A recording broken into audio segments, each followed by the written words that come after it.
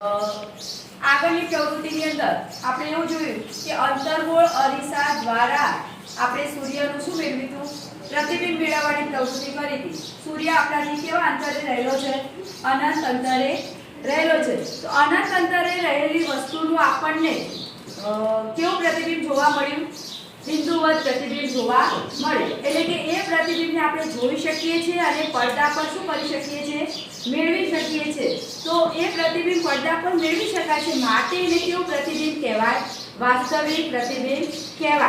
અને જે પ્રતિબિંબ પડદા પર મેળવી શકાતું નથી એટલે કે જે સૂર્યનું આપણને બિંદુવત પ્રતિબિંબ જોવા મળે એવું જો કોઈ પ્રતિબિંબ જોવા ના મળે તો એને કેવું પ્રતિબિંબ કહેવાય?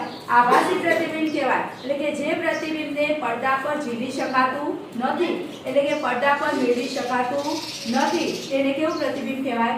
આભાસી પ્રતિબિંબ કહેવાય। અને જે પ્રતિબિંબ પડદા પર મેળવી શકાય છે એને કેવું પ્રતિબિંબ કહેવાય?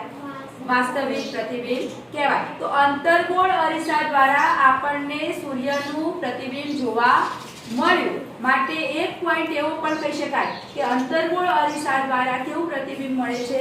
વાસ્તવિક। કેવું મળે છે? વાસ્તવિક। અને આગળ એક પ્રવૃત્તિની અંદર તમે એવું ચમચીવાળી પ્રવૃત્તિમાં જોયું કે તમારો ચહેરો કેવો દેખાતો હતો? ઉલટો દેખાતો હતો। એટલે કે અંતર્ગોળ અરીસા દ્વારા ઉલટું પ્રતિબિંબ મેળવી શકાય છે।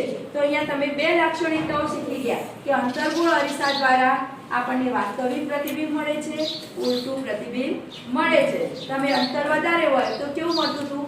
નાનું। અને તમે ચમચીને ક્યાં રાખો છો? નજીક રાખો છો ત્યારે એ પ્રતિબિંબ કેવું મળતું હતું? મોટું।